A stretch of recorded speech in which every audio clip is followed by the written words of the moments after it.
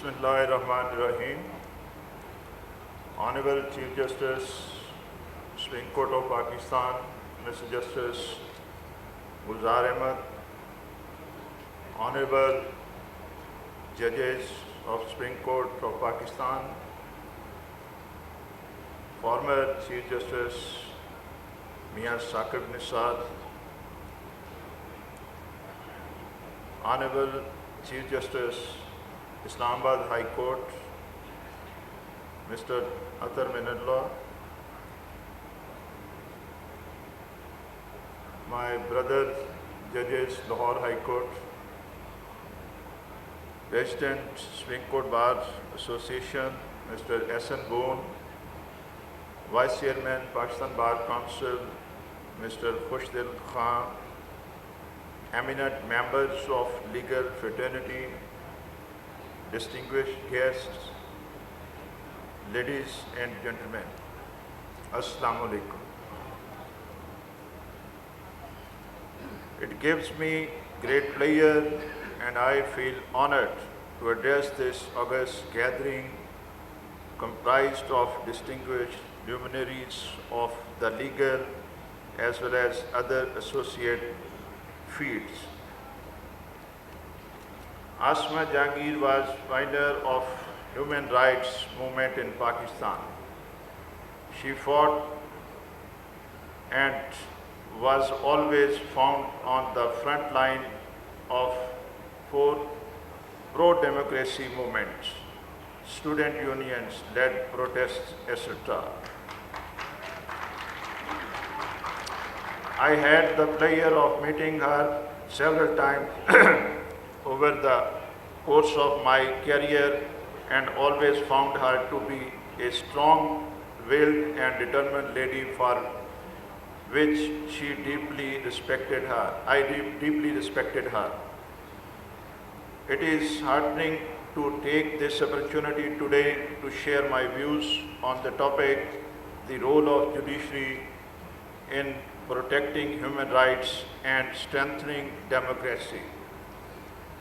It needs to be emphasized that such judicial conferences primarily serve three key purposes which are crucial to the proper administration of justice in the country. They provide an invaluable platform to lawyers and judges for the sharing of ideas across different aspects of the law. They promote communication and understanding between the bench and the bar, and indeed throughout the legal community in a comfortable and harmonious environment away from the adversarial norm of our courts, and finally allow generation of new ideas and approaches to tackle the myriad of legal issues that face not only our country today but are also relevant to nations throughout the world. There is no gainsaying the fact that the judiciary plays a pivotal role in securing societal peace by providing a structured, institutionalized forum for the determination of discord and dispute and the redressal of civil and criminal wrongs and grievances. The Constitution of Pakistan, Republic of Pakistan, calls for the establishment of democratic state where ideas of social justice and rule of law regime supreme. The judiciary in this regard has the heavy responsibility of being the pillar of which the values of a country are founded upon and are upheld. It is tasked with being the sturdiest branch of the state, a guardian of the Constitution and a protector of people's fundamental rights and basic liberties.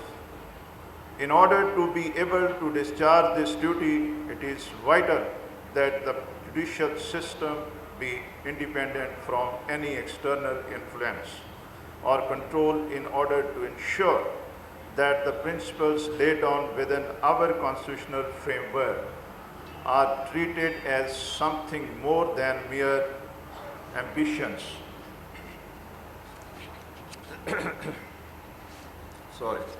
Safeguarding human rights and fundamental freedoms is an essential and integral part of all the democratic and progressive societies.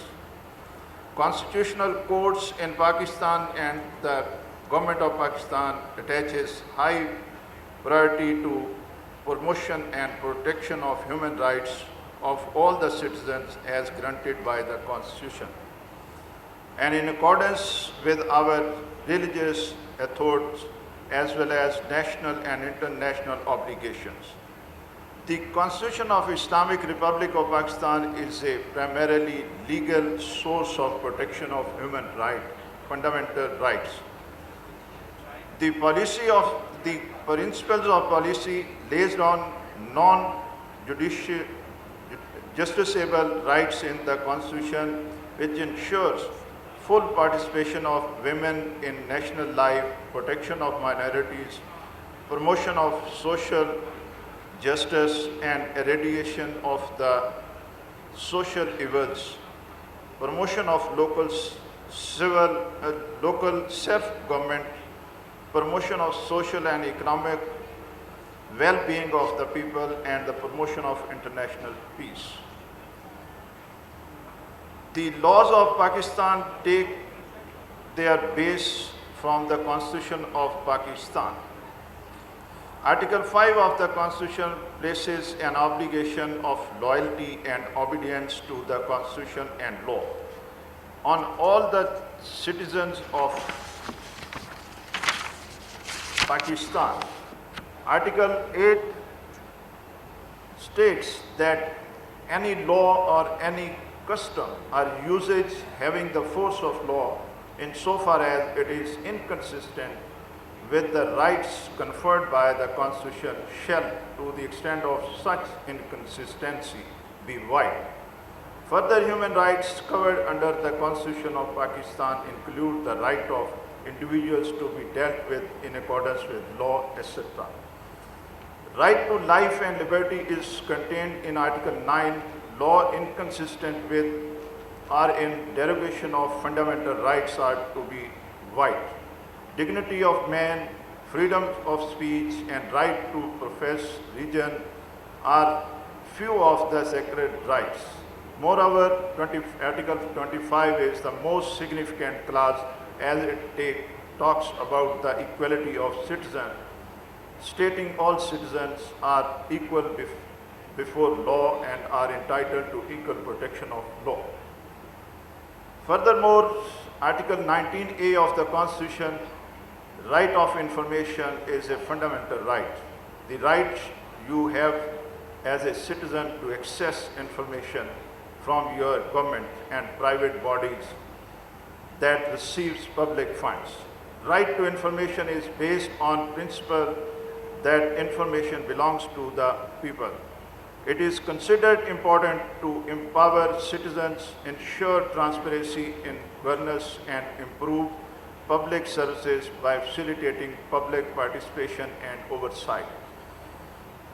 Under Article 199(2), the High Court is vested the duty of protect fundamental rights of citizens, and the Supreme Court has extraordinary jurisdiction under Article 184, sub-Article 3, through which it takes up matters where fundamental rights are infringed.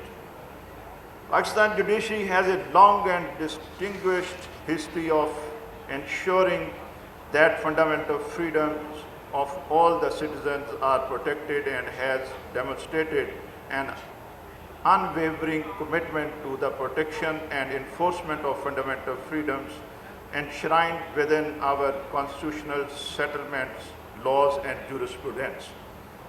I would now take this opportunity to express my gratitude for the Honorable Chief Justice of Pakistan, Mr. Justice Gulzar Ahmed. His fair Faithfulness to constitutionalism and rule of law has been a hallmark of his judgments, and his adherence to law. A judge of deep judicial insight, he has been part of benches deciding high-profile cases and has authored many landmark judgments. A few months ago, the Honorable Supreme Court ordered for the recovery of rupees 33 million from the accused involved in the burning of Hindu temple in KPK and allowed the Hindu community to rebuild their temple as they wanted.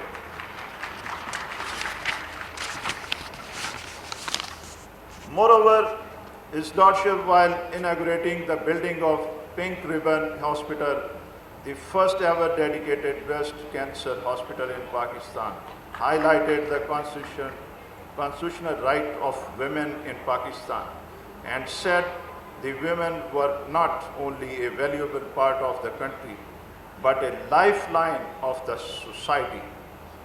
Likewise, August Supreme Court took up the matter of load shedding in Karachi and observed that it was incumbent upon the federal government to ensure that the citizens were not deprived of the facility of electricity, as it was a matter of right to life, right of dignity of man, privacy of home, right to trade and business, profession and occupation, and right to equality under the Constitution.